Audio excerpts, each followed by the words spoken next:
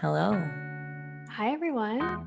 Hello, everybody, and welcome to EnvironMental Podcast. Yes, this is our podcast where we investigate different aspects of sustainability. We choose a topic just about every month and deep dive into different parts of it. And some of those topics are much larger than others, and we are in deep into talking about agriculture and food systems and food waste, food access, all of it right now. It's been Huge. a wild ride. Yeah, this is such a massive topic. I mean, we also knew that it would be. Food is like the most important thing. Yeah, Food it and is. water, you know? Food and water, basic human needs. Yeah. Mhm. And right, so it's no surprise that the issues surrounding food production and all of it are pretty big. Yeah. And last week we spoke with Anne, our changing demand. That was awesome. Really interesting to kind of see, some of the tech that's going into, I guess, ways of producing and preserving foods. Yeah, because that's, of course, a necessary piece, but today and our next episode, we're going to be kind of deep diving into some of the issues like after food has been produced. It's and why people go hungry in an age where we have a massive abundance. Yeah. Yeah. It's great. I think to your point, it's really interesting because Anne is really into tech. She's really, part of this pioneering part to produce more food more sustainably. But I think especially in the States, this isn't really an issue in the Netherlands. So, that's not something to talk about with a Dutch native. But I think particularly in the US, there's so many other social issues around food to talk about. Yes, there are. Yeah. Yeah. So today I'm going to be diving into food insecurity and sort of what that means and some of the implications of that and some of the ways that I found that I think could be interesting potential solutions for kind of finding places for potential food, what would be wasted. Because there's a lot of waste, how can both things be true? It's weird. It's weird that we're in this space that like we have an overabundance of food and a bunch gets wasted, but also an overabundance of people that go hungry every day. And that blows my mind. And so that's kind of, what I'm going to be diving into today, huh? Yeah. Yeah. Okay. So we're ready. Some like Thanks. popcorn or something. I wish I had a snack. Ooh. Well, maybe your invisible snack is more on theme for if the topic of food insecurity, because it's it was really kind of eye-opening just how big of an issue this is. So I guess just to start, what is technically food insecurity? This information comes from feedingamerica.org, and the definition is essentially that it is just a lack of consistent access to enough food for every person in a household to live an active, healthy life. And though this can be kind of a chronic issue, something that is long-term, it's more typically seen like temporarily, if someone like loses a job and is maybe in between jobs, or if you've moved or unforeseen expenses, health expenses, stuff like that. So it doesn't always have to be, we're not talking about like homelessness, right? Where it's like, you can still have a home and be food insecure. You can still have the newest iPhone and be food insecure, like it's an interesting thing that can just be temporary. but it also can last a long time, and it does Mhm. certainly. So in some areas, um, yeah, about 42 million people in America are kind of anticipated to experience some bit of food insecurity this year. It's kind of big, right? It's a big What number. percentage of that? That seems like It's a lot. Actually don't know the population of the United States. Do you mind Googling yeah, that? yeah. Um, that is, yeah, it's gotta And that's be, 2021. yeah. Hmm.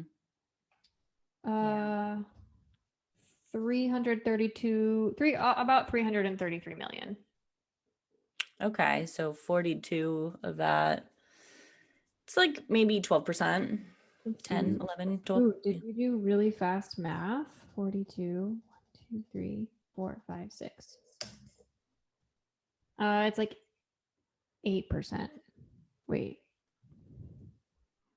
that doesn't seem 42 million, just do, yeah, anyways, 300, 330 divided by 42.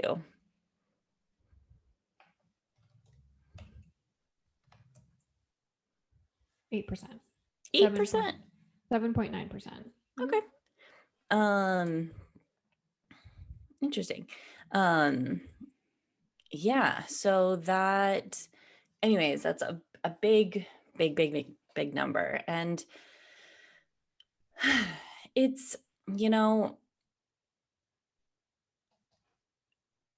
it's something that like I think that is, it's like it's so common. And I think that the number is probably even larger than that, like, Yeah, that seems underreported. yeah, right. Because like how often do we hear that like people have to make big decisions between like spending money on food or like their medicine? I think that medical care and is like a massive expense for a lot of people in the States, and it isn't uncommon that people have to make that choice between food or their medicine on a monthly basis, which is just kind of mind-blowing in the world right now. Oh, um yeah. and this issue is really, it's really problematic because it can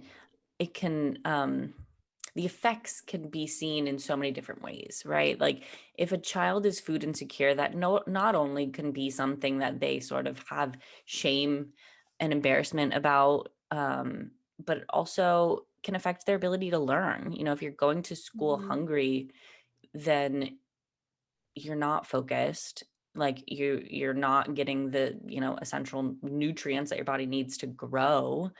And Yeah, also development, like yeah, so that is totally something that I also looked into, was like, okay, well, how many, yeah, are people's brains not able to kind of fully develop properly because they were not eating enough quality food, or just not eating in at all, like if they were eating poor quality food.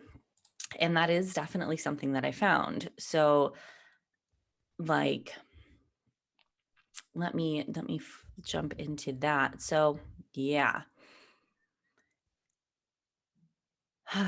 it's hmm, this is from the National Center of Biotechnical Inform no, Biotechnology Information, that yes, it can absolutely limit your brain development and your cognitive function and your memory and your emotional development and critical thinking skills if you're not eating nutritious food as you're growing. And so my train of thought went, okay, whoa. So like what's the connection between like areas that are food insecure and potential levels of crime um and violence? Because Mhm. if folks don't have if their brain isn't fully developed, like it's not surprising that people would make more rash decisions, less less well thought out planning, when Mhm. really, they have to make decisions that are about survival every day, always. And that was a really interesting kind of rabbit hole to go down, because it's highly tied all over the world, Whoa. where food insecurity like directly correlates to areas of higher violence. And this is actually a quote from a paper, let's see, called Feeding Peace. It was done by someone at the Illinois State University. And it was just, he said, living in constant fear of having a lack of access to the basic human rights has been shown to lead to higher level of violence. It's just flat out like it's food insecurity is both a consequence of violence, because in violent areas there will, of course there will be less, there's less nice restaurants and grocery stores, or those they aren't incentivized to develop Right. in those areas, certainly. But it's also because it feeds itself. Like Yeah. there is more violence, and then that violence kind of creates more food insecurity. Mhm. Um, That makes sense. and interestingly enough, these papers also said that like this cycle can also really lead to a strong disconnection and disassociation with people in your community, um, where you feel like everyone, you're against the world, you're against everyone. um, and that was sort of an interesting and sad reality to learn about. And then um, this is something that's been studied for quite some time. The Yeah. study that I looked at was a report done in 2011, um, and they've looked at it from places like all over the world. One of the Mhm. biggest things, like prior to a violent outbreak, is the people are hungry. I mean, Like that makes that's sense. yeah, If you don't have access to your basic human needs, I mean, imagine you're stressed all the time. You have stress hormones. We don't make good decisions when we're stressed, and we definitely don't make good decisions when we're hangry. We don't make decisions well when like if those two things are connected, and if everyone around you is in the same situation, it's it's stressful, it's chronically a problem, and yeah. oh my god, yeah, that makes so much sense. And Of it just, course it escalates. yeah, absolutely. Right. Everybody, it just like heightens everything. Yeah. Mhm. So it's like, Would you also say that it has to do with like I'm thinking about Flint because that's where I Flint, was from. Michigan. That's where Yeah. I'm from. Yeah. Flint is a food desert. And I will talk about that next week, but like it's also has a high rate of poverty, a high rate of violence. You see all of these things, but also the infrastructure of the city breaks down. And then you have things like lead in the water and really poor governance and management of funding and all of that stuff. Would you say that like when you were studying, when you were like looking into this, you were finding that type of stuff too? Hmm. All of the papers that were looking at were hyper focused on food, Okay. but the one from the University of Illinois did, it was sort of a more general statement of like your basic human needs to Okay. feel secure. And if that on a daily basis is insecure, or you feel like you're continuously being done wrong by your local government, and yet, I mean, in Flint, it's like you turn on your tap water and it's poison, yet you still have to pay a bill for it every month. That Yeah. makes me very angry. I can't even imagine what they feel. that living that every day, I would, yeah, it would, and you don't have another option. It's like you're stuck. Yeah, it's an unsurprising and just a really kind of unfortunate like reality, I think, consequence, Mhm. Yeah. Yeah, I'm sure that there would also be other studies that say that yes, when there's infrastructure Yeah, I'm trying to issues. because I was looking into that a little bit, and it's hard to say like what correlates or like what starts the cycle, or it's the chicken and the egg thing, you Yeah, know? it is. Yeah, I mean, it all boils down to those are areas with higher poverty. And when you have to make these like daily decisions that feel like so big about like, where am I going to get my next meal? Am I going to have enough food money to buy water bottles because I can't drink this tap water? Like, they have to think about this every day, several Mm-hmm. times a day, Mm-hmm. all day. Like, And it's and generational. it's, yeah, so much stress. And so it's no surprise that those areas are also, unwell. They have a lot of disease, and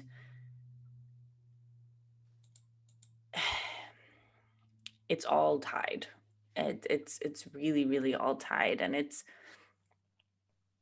I think, something that I found that was like really kind of crazy to me was that what's considered like the poverty level, I think is actually like intentionally set at a really low number so that less people can technically be called impoverished. Um, in reality, though, so essentially in 2019, what the poverty level was, anyone earning less than $25,000 a year. Or actually, no, it's not just one person, a family of four earning less than $25,000 a year. And that is crazy to me, because even if you are making 35,000, you would still be incredibly stretched for money with a With a family of four. with a family of four, oh That's my God. Yeah. impossible to exist in this day and age with that level of income. And so that It was just really hasn't been changed. hmm? Like, when was the last time that number was When was the updated? last time that number changed? I don't know how often that gets changed and gets looked at, but it it's just like, I don't think that that's an accurate number at all, like you can still be, and it also depends on where you are, right? Like if you were trying to live in California and we're making less than like 40,000, you're probably going to live kind of Mhm. impoverished, don't know the proper Even as term. a couple. Yeah, Oh my it God. Yes. Like you can't afford an apartment. You can't afford a car. Like it's like all of these living expenses aren't even considered when like yeah, what even goes into factoring what the poverty level is kind of I'm I'm not sure. I haven't done that particular research, but it just felt like, whoa, that is so low that we're missing an entire group of people who, make less than more. a living wage. It's not a living wage, exactly. Yeah, so it's maybe more than the minimum wage, maybe they're making 32,000 a year or something, but that's if you're trying to build a life and build a family, it's not going to be easy at all. And the average American spends like $300 to $400 on food alone every month. Mm-hmm. So yeah, $25,000 a year for 4 people. That's six grand, 6,250 per person per year to exist. Like, no, that's not possible. That's your whole, That's not that's possible. all your food. That's essentially just food. Yeah. Yeah, That's $100 a week on food for good, healthy food. That's that's a good amount. Like, I mean, that's a good amount to spend. But then, I mean, but yeah, then they don't have a car. They don't have a Right. home. Rent is not factored in. Right. Like, No, no, where do no. you car insurance, health insurance? Like, no, it's impossible. We're putting people in just a really, really tough spot, and Mhm. so it's just sort of no, it's no surprise that these areas that have high levels of food insecurity, high levels of poverty, then consequently have higher levels of violence. It's a trap. And so that's the reality that we're sort of dealing with. But Yeah. Talking but about. what can we do? Like, is there actually enough food for everyone? The answer is yes. That absolutely, we are already, without any of the innovations, making enough food to feed everyone on the planet. But in the way that we are like producing the food and kind of as it moves through the production chain, there's a whole lot of waste and loss. And also, a lot of the food that we are growing, we're actually giving to animals so that we can eat animal products. So that's also an interesting piece, that rather than giving food directly to people that are hungry, we give the food that we produce to feed animals that then go to like fast food chains. Interesting cycle, interesting That makes connections. me really mad. Yeah. Yeah. So food waste, of course, there's definitely some good reasons why we need to waste some of the food that we produce. Not everything is good. There can be contamination, there can be spoilage, there can be recalls because factories do crazy nasty things sometimes and things get contaminated. Okay, that makes sense. Unfortunate reality, but yeah, there's always going to be some sort of loss when you're making anything. Right. But there's also a good chunk of the food that we produce that's actually discarded for purely cosmetic reasons. And we've touched on this a little bit before. Mm-hmm. And that's just sort of So like, what percentage? it Do you was know what? like 10 or so. I don't know if I wrote it down. I don't think so. I don't know. And I'm sure it kind of varies, but I think if I remember right, it was something like less than a quarter of the food waste, but still like a chunk, a really big chunk that didn't have any other good reason for why it was being wasted. Literally just ugly. Pretty much, yeah. There's just certain criteria, acceptance criteria for fresh produce. Um, yeah, like if it's a weird shaped cucumber, and it kind of makes sense in some ways because it's like, okay, if the cucumber is like curly, it can't go through the machinery that it needs to go through where they spray it with whatever to clean it and stuff like that. There's like reasons why it needs to fit and within a certain size. It's like for machinery, but rather than, okay, taking that and dumping it into the trash, there can be other solutions. And so there are definitely people who are working to kind of make that into more of a supply chain, I suppose, or side stream is the Side term that stream. Anne kept using. Yeah. I wish I didn't see that term in any of this, but like I was like, okay, Yeah. that seems like that's what a side stream would be. Is okay, let's take this ugly produce and maybe find another use for it, like giving that food to the feed animals, to the instead of just the trash, or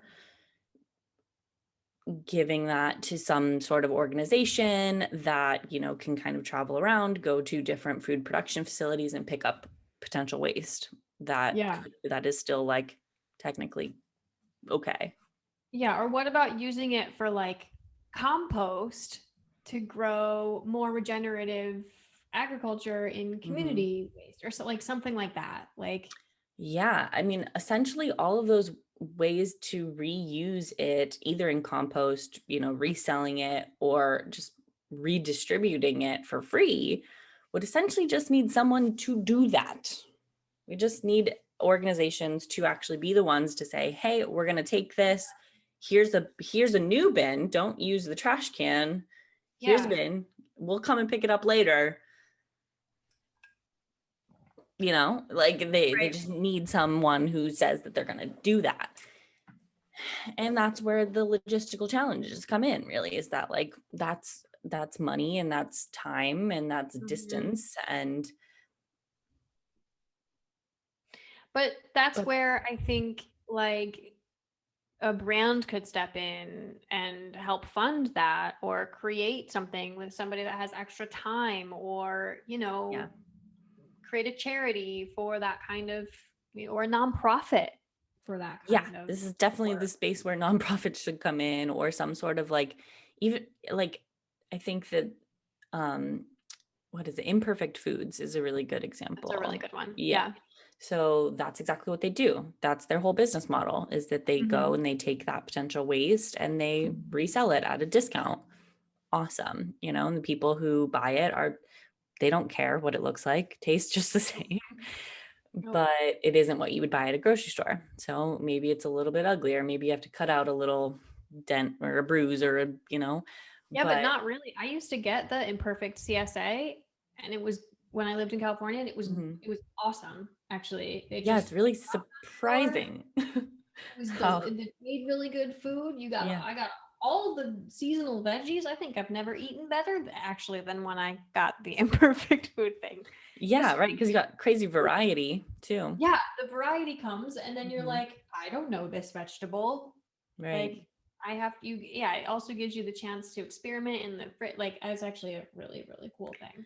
It's a very, very cool thing. And so that is one way, you know, to eliminate waste. And I think that that is a little bit more sustainable, but I don't really necessarily see that option as like the perfect solution for food insecurity, because I see it as like, you know, I've also gotten those CSA boxes, and some of that food you don't know how to use. You don't know how to, or like I don't have like the tools to cut open a giant squash. I don't have a giant knife. I can't do it. Like yeah. So I think that that's kind of, that's where like I think education should come in, right? How can you utilize all of these things? And in sort of, you know, teaching about different types of foods that, you know, perhaps folks would be a little bit, it's like it's not as easy to cook as something that is in a box, you know, or something that is I think, yeah, it's not as easy as fast food, and it takes some time to actually like cook and prepare and all of that stuff. So that's sort of another side of it. But it is still, yeah, I think that there's a huge, huge opportunity for independent like nonprofits or CSAs, co-ops or something to step in and get involved in that level for sure.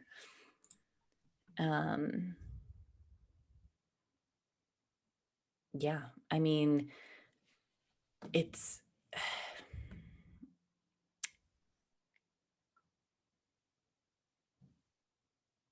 essentially, yeah, we just have to kind of,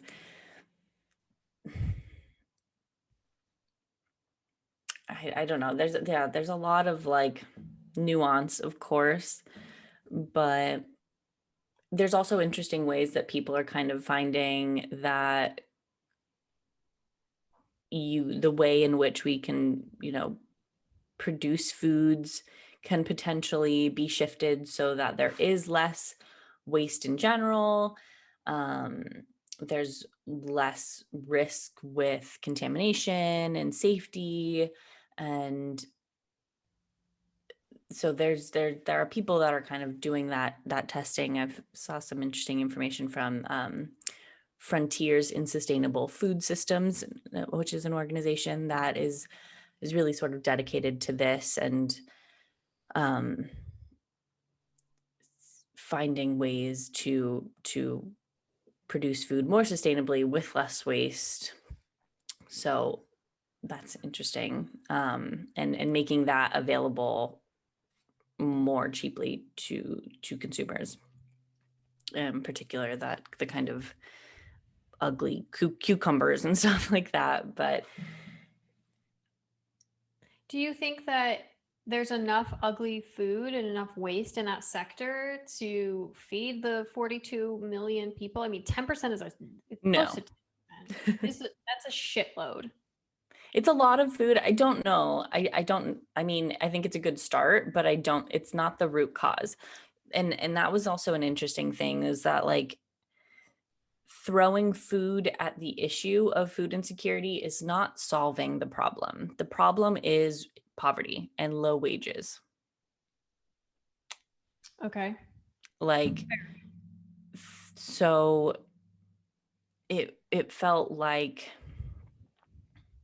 it doesn't hurt, of course, and it could Mm-hmm. improve access, and it could help some folks who are maybe in more of like a situational food insecurity where they maybe still have some money so they could buy that CSA box of Imperfect Foods, but they wouldn't be able to like go to the grocery store and buy them at full price. But like they're not necessarily weighing like I can't buy my medicine. Yeah, like there's so many different levels. So Right. I think that there are these options that are making the potentially wasted food available for resale at a discounted rate. I think that could really be a nice solution for some people who find themselves like situationally or temporarily food insecure. But the issue on a longer term and a larger scale isn't throwing more food at the problem. Like Right. it's yeah. Right. We have enough food. We That's have enough not, food. Yeah. that's not. And I also wonder about like, I always think about Flint just because I'm from there. So I understand the culture really well about the idea that this food is discounted so that you can eat healthy. The reaction to that would be like, fuck you and your charity. I Yes, can buy my own shit. yes, absolutely. And that was actually my final point, was that totally there is like there is so much stigma behind accepting charity and assistance, Mm-hmm. and there's so much shame. And so right, like forcing someone to go into a food bank Right. to get your discounted food is still creating this weird power Yeah. thing, That and doesn't help. it does not help. Doesn't Yeah. help. And the folks that are experiencing this, they want to be able to provide. They probably likely have jobs, they Maybe also more just than have one. they're doing everything that the American dream tells you to fucking do, Right. but they're stuck in this cycle that is so hard to escape. And the actual biggest thing that could help the issue is raising federal minimum wage. Agreed. it's a weird, like, I mean, it's not, it's indirect, of course, but like not really at all. But Right, because the whole thing is like, okay, we're going to have massive farms. So the local farmer doesn't need to exist anymore, 100 years ago. Your local farmer doesn't need to, you don't need to grow your own food. We have this big farm. Fuck all that. That's for hippies. That's for hipsters. They don't, you know, you don't need to do that. You just have to buy your food from this grocery store.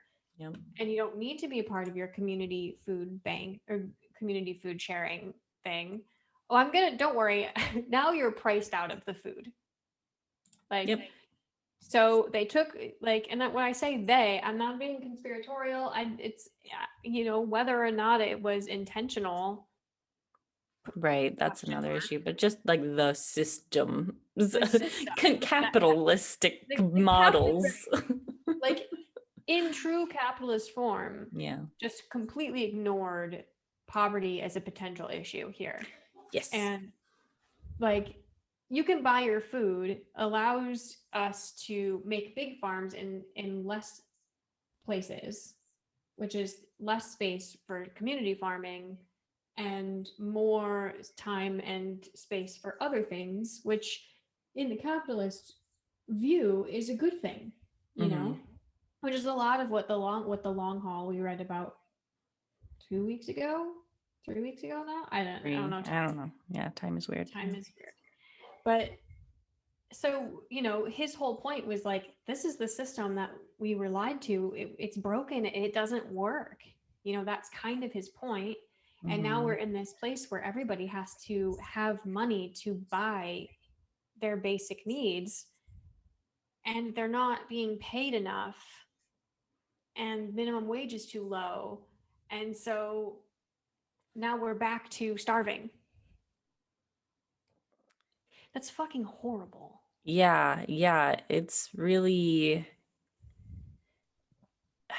yeah, it's a big, big, big challenge to undo. Yeah. Yeah. And yeah, and there are still, you know, just a lot of other logistical issues, which you'll get into about how what people are actually faced with. And so that'll be Yeah. In our next up. in our next episode, I'm going to talk about food deserts and how food waste is one thing, but like we have all this excess, and even if it does go to a grocery store, there's a ton of people that don't have access to a grocery store. So yeah, which is a whole other thing. So they're all super, super tied, but yeah, that was Related. Yeah. that was a little bit about food insecurity and in the States and kind of what people are experiencing. And I think that we just need to pay people a living wage. Pay people a living wage, understand when people are going through a hard time, not stigmatize if people are using government assistance, and just care for the people around us. Should be the solution for everything. But yeah, so that's a bit of my research this week. And if you guys have any other, I don't know, any organizations that are doing something cool with like, you know, some sort of imperfect food type system, I'd love to know about it. Definitely let us know in the comments. Really appreciate that. Yeah. And we'll talk to you next time, huh? Yeah.